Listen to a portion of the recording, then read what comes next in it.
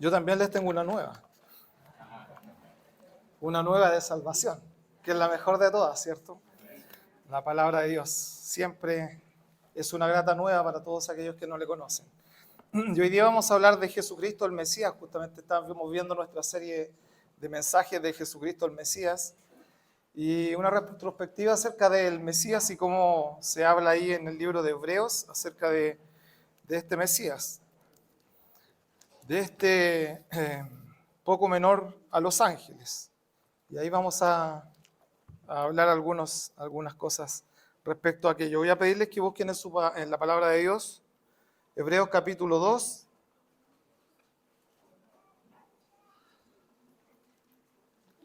Desde el versículo 1 hasta el 9 voy a dar lectura yo. Se colocan en pie, por favor, y siguen solamente la lectura. Por tanto, es menester que con más diligencia atendamos a las cosas que hemos oído, porque acaso no nos escurramos. Porque si la palabra dicha por los ángeles fue firme y toda rebelión y desobediencia recibió justa paga de retribución, ¿cómo escaparemos nosotros si tuviéramos en poco una salud tan grande, la cual habiendo comenzado a ser publicada por el Señor, ha sido confirmada hasta nosotros por los que oyeron? Testificando juntamente con ellos Dios, con señales y milagros y diversas maravillas y repartimientos del Espíritu Santo según su voluntad. Porque no sujetó a los ángeles el mundo venidero, del cual hablamos, testificó empero uno en cierto lugar diciendo, ¿qué es el hombre que te acuerdes de él, o el hijo del hombre que le visitas? Tú lo hiciste un poco menor que los ángeles, coronástelo de gloria y de honra, y pusístelo sobre las obras de tus manos. Todas las cosas sujetaste debajo de sus pies. Porque en cuanto le sujetó todas las cosas, nada dejó que no sea sujeto a él. Más aún no vemos que todas las cosas le sean sujetas. Empero vemos coronado de gloria y honra por el padecimiento de muerte a aquel Jesús que es hecho un poco menor que los ángeles, para que por gracia de Dios gustase la muerte por todos. Vamos a orar. Padre eterno Dios, en esta mañana estamos delante de tu presencia aquí, Señor, frente a tu palabra para poder compartir de ella, Dios. Ayúdanos como congregación a poder entenderla, Dios. Guíame a mí como con tu Santo Espíritu también para poder aplicarla de buena forma, Dios. Enseñarla a mis hermanos, Señor, en lo que he podido estudiar conforme a tu voluntad, Señor. Ayúdame, Dios. Y sé con nosotros, Dios, con las necesidades de cada uno sobre esta congregación, Dios, que hoy nos acompaña. Bendice cada una de las vidas acá reunidas. En Cristo tu Hijo lo pedimos. Amén. Bien, ¿pueden tomar su lugar, hermanos? Y voy a pedir a nuestra hermana, estamos trabajando ya nuestra hermana aquí, la hermana Julieta, nuestro nuevo miembro, que me ayude con una proyección solamente para ejemplificar algunas cosas. El otro día alguien por ahí me decía, hermano, me contaron que usted cuando predica siempre pone mapas. Y yo dije, y hoy día justo voy a poner un mapa y parece que es verdad. Es que en realidad siempre me gusta contextualizar las cosas para hablar. Si hablamos de la historia de la iglesia, podríamos decir que la historia de la iglesia tuvo muchos, estamos hablando desde el inicio de la iglesia, hermano. Estamos parados en el año 400 aproximadamente.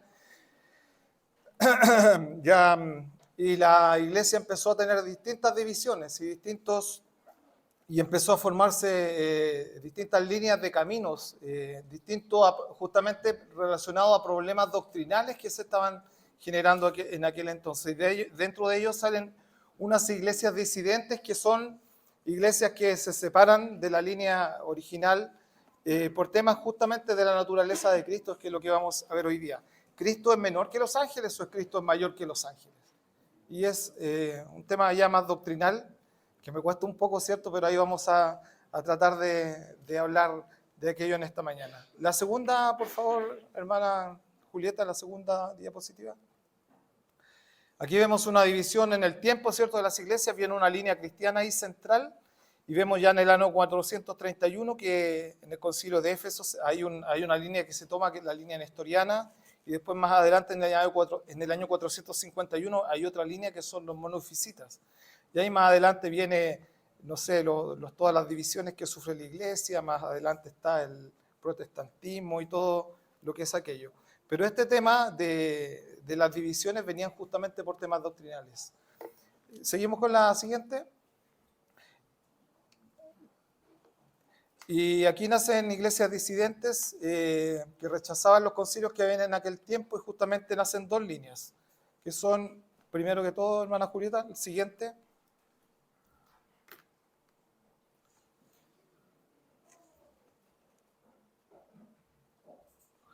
Una línea que salió de Nestorio, que era la iglesia nestoriana, y que principalmente afectaba a lo que era la región de Irán e Irak, y ellos lo que hacían es que presentaban a Cristo con dos naturalezas, una divina y una humana, formando dos personas totalmente distintas.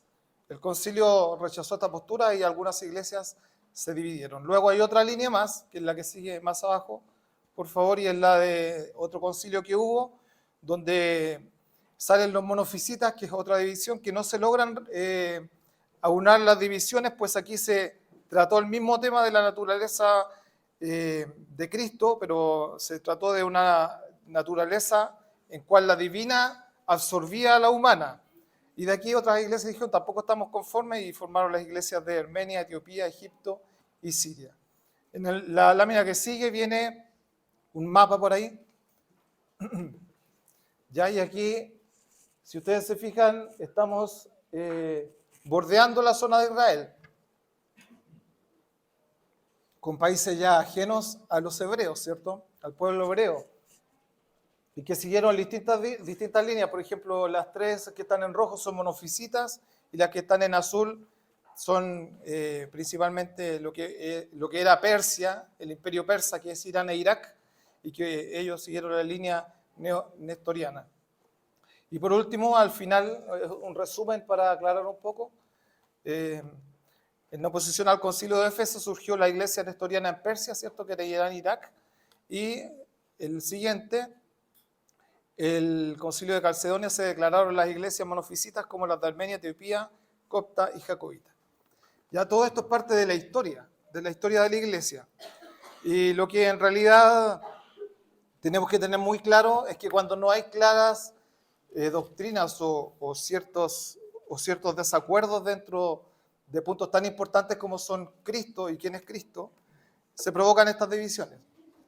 Y esto siempre puede suceder, y en realidad también tenemos que tener cuidado con aquello nosotros, porque muchas veces las divisiones parten por aquellas pequeñas cosas que empiezan a atacar las iglesias. Hoy día, lamentablemente, en nuestra misma misión tenemos puntos de vista muy extremos en algunos lugares respecto a lo que es el calvinismo,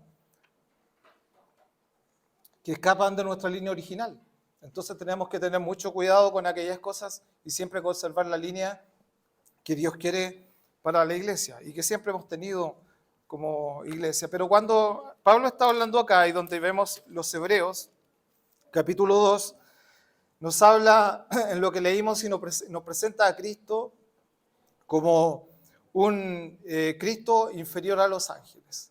Pero no podríamos hablar de esto si antes no tomamos el capítulo 1. Entonces, hermanos, siempre que cuando nos enfocamos un versículo, si yo leo, por ejemplo, el versículo 9 solamente del capítulo 2, dice: pero vemos coronado de gloria y de honra por el padecimiento de muerte a aquel Jesús que es menor que los ángeles.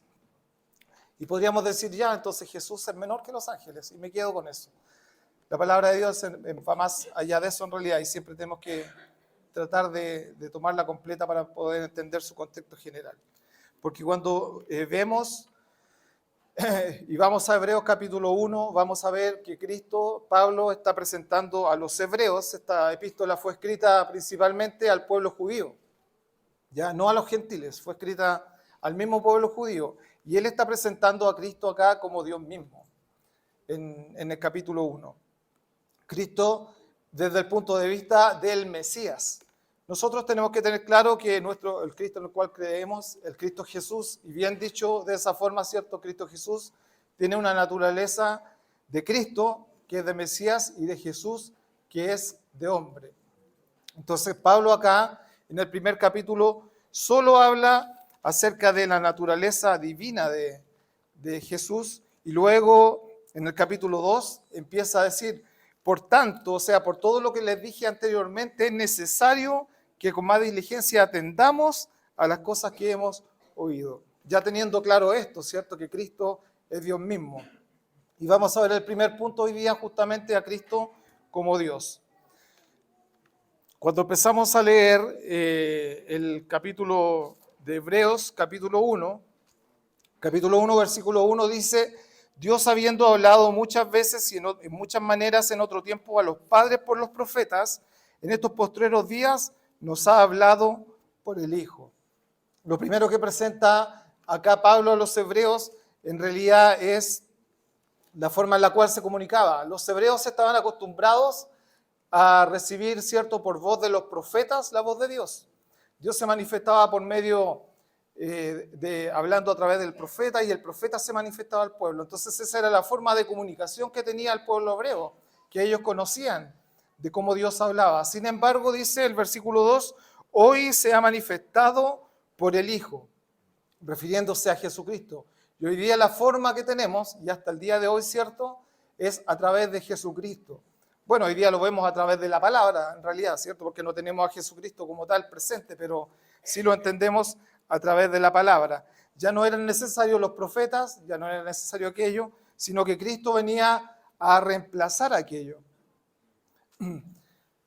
Y Dios mismo se presenta en el versículo 3, dice, al cual siendo el resplandor de su gloria, refiriéndose a la gloria de Dios, y la misma imagen de su sustancia, y sustentando todas las cosas con la palabra de su potencia, habiendo hecho la purgación de nuestros pecados por sí mismo, se asentó a la diestra de la majestad en las alturas. Pablo presenta aquí ya a Jesús como Dios mismo, y dice que ahora Él es la misma imagen de su sustancia, y empieza a hablar de este Cristo que se había manifestado ahora como un Dios, como el Dios mismo hecho presente sobre la tierra y presentándonos aquella realidad de un Cristo, miren, contrario a lo que va a decirnos después del capítulo 2, totalmente contrario a lo que dice el capítulo 2. Dice, hecho el versículo 4, hecho tanto más excelente que los ángeles, cuanto alcanzó por herencia más excelente nombre que ellos. Aquí nos presenta a Cristo superior a los ángeles. Entonces, si podemos contrastar el capítulo 1 y el capítulo 2, es un complemento y nos presenta las dos naturalezas de Cristo. Y Pablo está haciendo justamente esta referencia. Entonces, cuando no tenemos claro aquello, en realidad podemos tomar una de las dos posturas, o era hombre o era Dios, ¿cierto? Como decían algunos de aquellos. Porque algunos decían, no, sí tiene las dos naturalezas, pero la naturaleza divina absorbe tanto, es tan poderosa que absorbe la naturaleza humana y al final es Dios nomás. Y los otros no decían, no, pues no es Dios, es hombre. Como hoy día, ¿cierto?, las líneas arrianistas todavía lo siguen. La línea de los testigos de Jehová específicamente, que ellos van por esa línea de que Jesús es solo hombre. No, la Biblia nos presenta dos realidades distintas. Nos presenta a un Jesús Dios, a un Cristo Dios, ¿cierto?, a un Jesús hombre. Y esa es nuestra postura, hermanos. A un Cristo mayor que los ángeles. Y cuando dice mayor que los ángeles, aquí recordemos, como dijimos, que está hablando a los hebreos. Los ángeles tenían un papel fundamental dentro de la cultura también, tanto como los profetas, los ángeles eran muy importantes, pues los hebreos, dentro de todo este papel cristiano, para los hebreos los ángeles representaban grandes cosas. Veamos que hubo ángeles que hicieron ciertas manifestaciones en el Antiguo Testamento específicamente, que se relacionan a esto que está comparando, diciendo, es mayor que todas aquellas cosas que ustedes vieron, ¿cierto?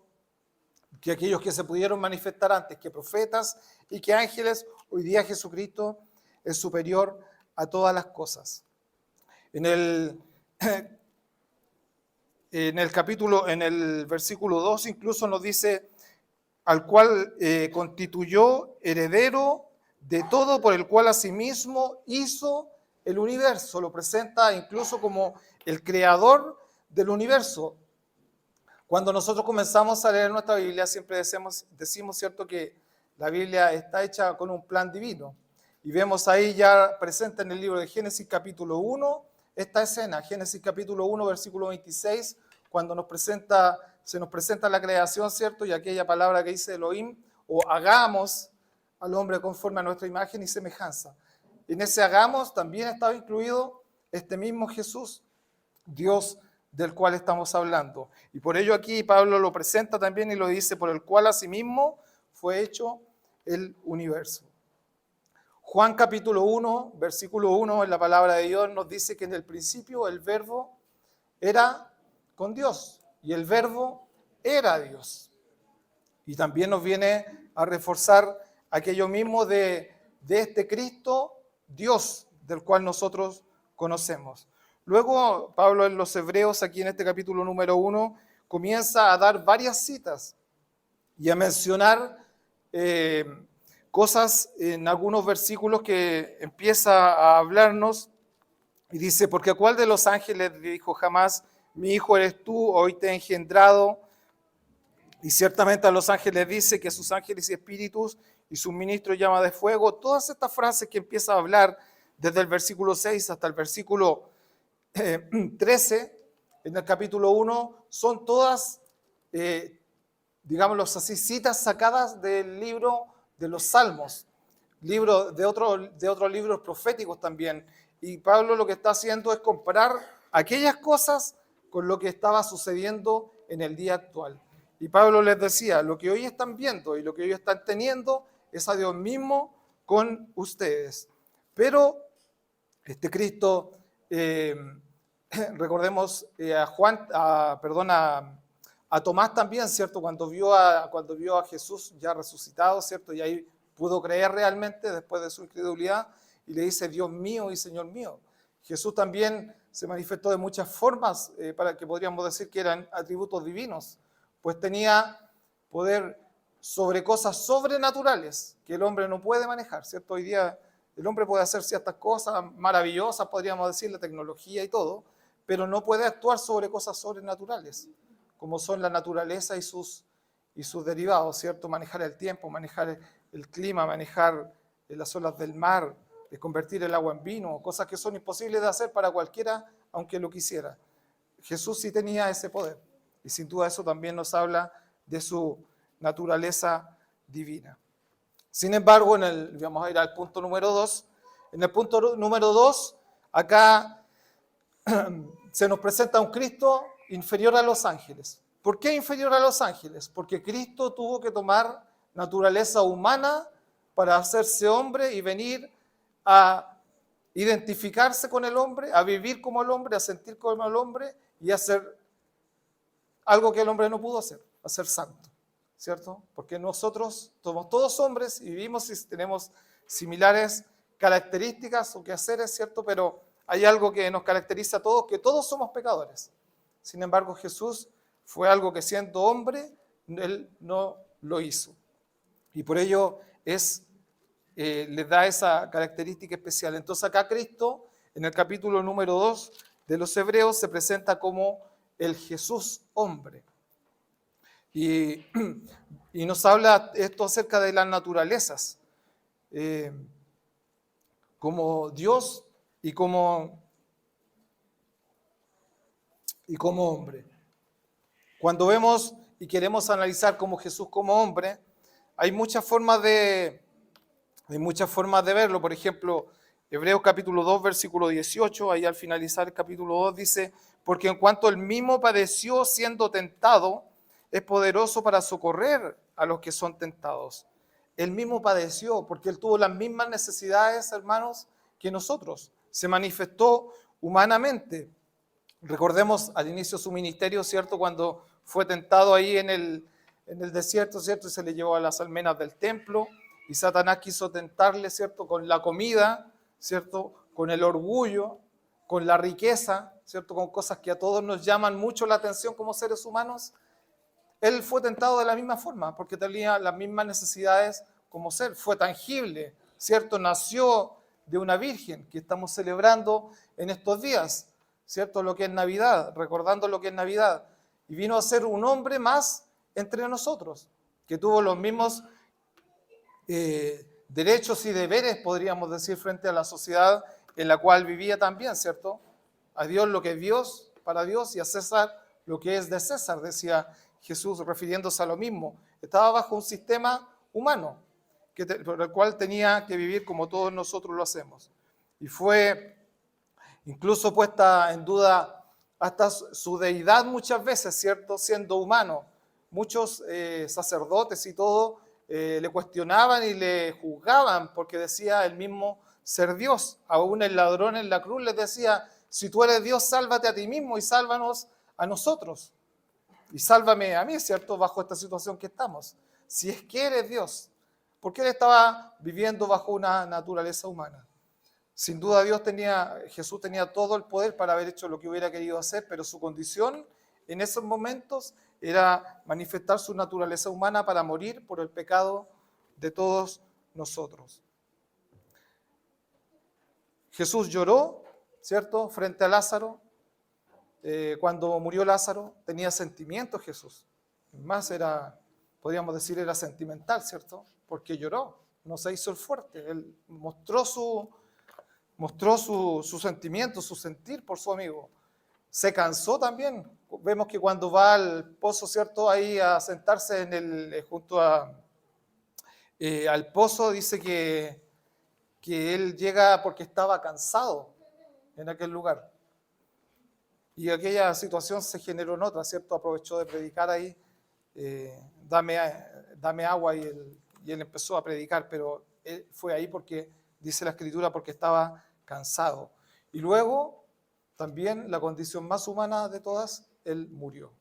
Dice la Biblia textualmente que él expiró y que incluso los soldados que habían ahí, cuando lo vieron, corroboraron aquella muerte y pudieron incluso testificar sobre lo mismo. Este hombre es hijo de Dios, decían aquellos hombres. Entonces tuvo toda la naturaleza humana que nadie podría poner en duda. En realidad, diciendo era solo Dios, porque tampoco fue así, fue muy humano como tal, como nosotros. Es más, Juan capítulo 1, el mismo capítulo 1 donde decía que el verbo, que en el principio era el verbo y el verbo era con Dios y el verbo era Dios, ahora nos dice en el capítulo 14, en el versículo 14 del mismo capítulo, dice, el verbo fue hecho carne y habitó en medio de nosotros. O sea, este Dios mismo fue hecho ahora un hombre y vive en medio nuestro. Así fue la naturaleza de Cristo. Era necesario que un hombre no pecara, que un hombre pudiera lograr aquello para poder redimirnos de esta condenación tan grande que había sobre cada uno de nosotros. Porque Dios es justo. Y frente a la justicia de Dios, alguien tenía que pagar el precio por todo el pecado nuestro. Hebreos capítulo 2, versículo 17, dice, por lo cual debía ser en todo semejante a los hermanos, para venir a ser misericordioso y fiel pontífice en lo que es para con Dios, para expiar los pecados del pueblo. Entonces, todo esto, hermanos, todo este plan divino de un Dios, de un Jesús divino y de un Jesús humano, cumplen solo un propósito y nos llevan a la salvación del hombre, que es el punto número 3. Cristo se presenta ahora como un Salvador, y es lo que estamos recordando en Navidad. Todo este plan, todo esto tan complejo a veces que no logramos entender, tiene solo un sentido: presentarnos a Cristo como el Salvador del mundo.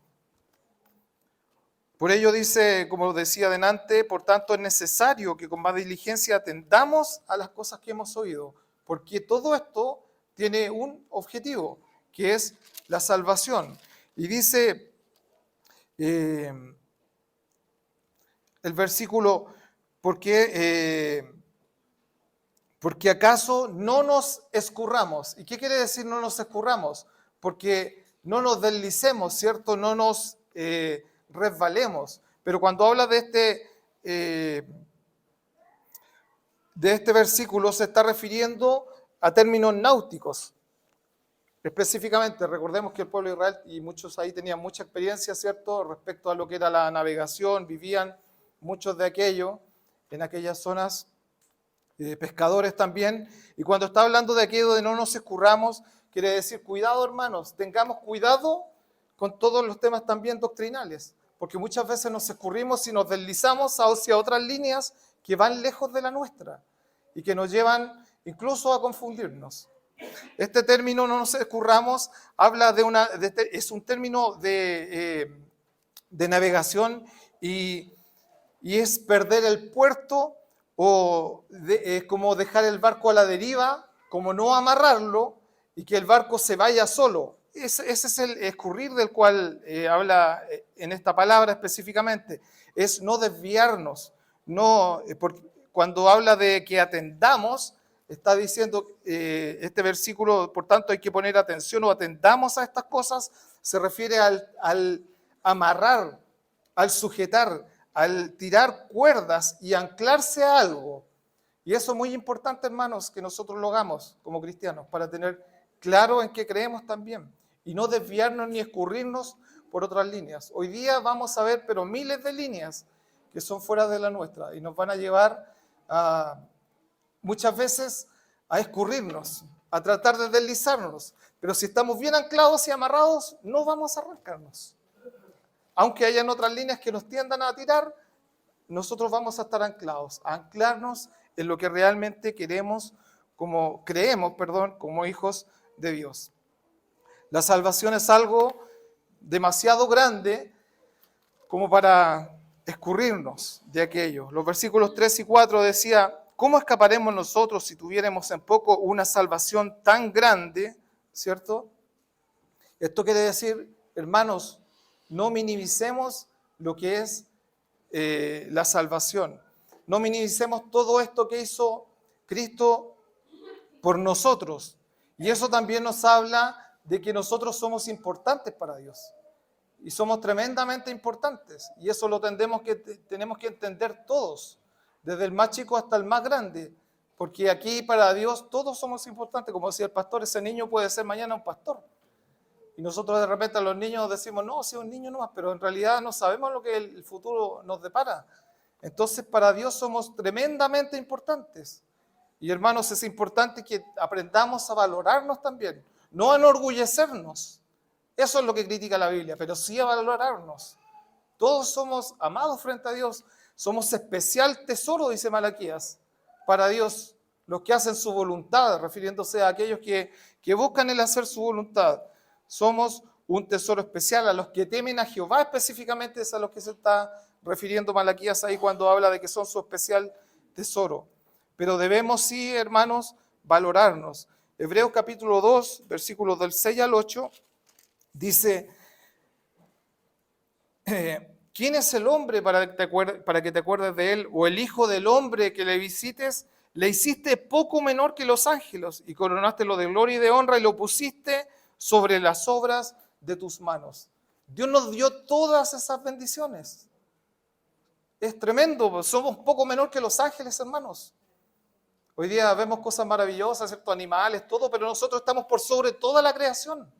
Dios nos dio la posibilidad de administrar todo lo creado y disfrutar de todo lo que Dios nos dio.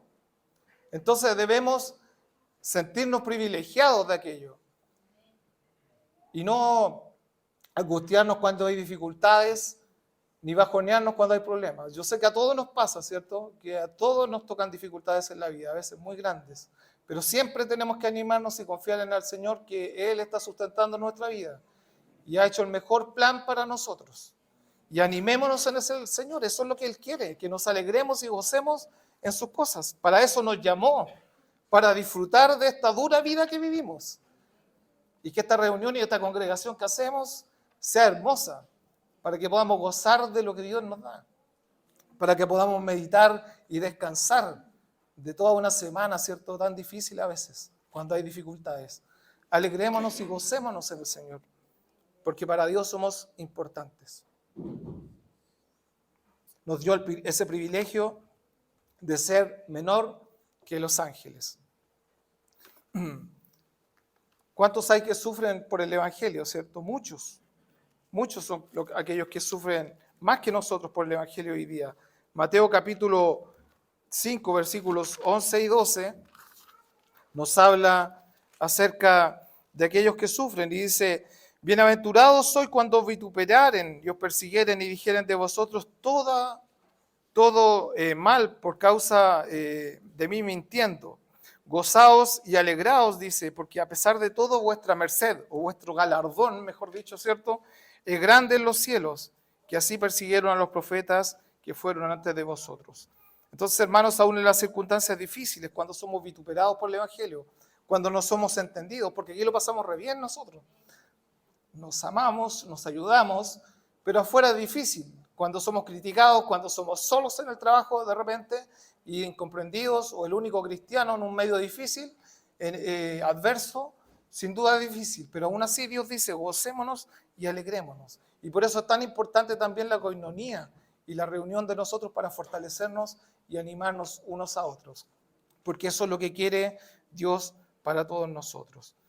Entonces, qué importante es esto para aquellos que no conocen a Dios, porque todo este plan creado ha sido simplemente para dar salvación y para que un día aquellos que han creído y confiado en el Señor puedan tener vida eterna por siempre al lado del Señor. La invitación está abierta para todo aquel que quiera recibirle y que quiera ser parte de esta congregación. Hoy día tenemos 6 nuevos hermanos, pero más allá que de esta congregación física, ser parte de la iglesia de Cristo. Y eso se hace solamente aceptando a Cristo en el corazón. Porque puede que tras esas pantallas, a lo mejor que están ahora en este momento, televisando, alguien quiera recibir al Señor. Y tal vez no va a poder ser miembro de esta iglesia, pero sí ya es parte de la iglesia de Cristo. Y lo invitamos a que lo haga. Es el objetivo de todo aquello que predicamos día tras día. Mateo capítulo 1, versículo 23, solamente para concluir. La palabra del Señor dice: y he aquí la Virgen concebirá y parirá un hijo, y llamará su nombre Emmanuel, que declarado es con nosotros Dios. Jesús vino a habitar entre nosotros. Y celebremos esta Navidad con alegría. Dios los bendiga a todos, hermanos, y vamos a orar. Eterno Padre, gracias por tu palabra en esta hora, por tu misericordia, Dios, y darnos el privilegio de ser tus hijos, de conocerte y de entender, Señor, que, Señor, tú nos amas tanto y nos pones, Señor, por sobre tantas cosas, Dios, para poder gozar de lo que tú has creado. Ayúdanos, Señor, a alabarte cada día con alegría. En Cristo tu Hijo lo pedimos. Amén.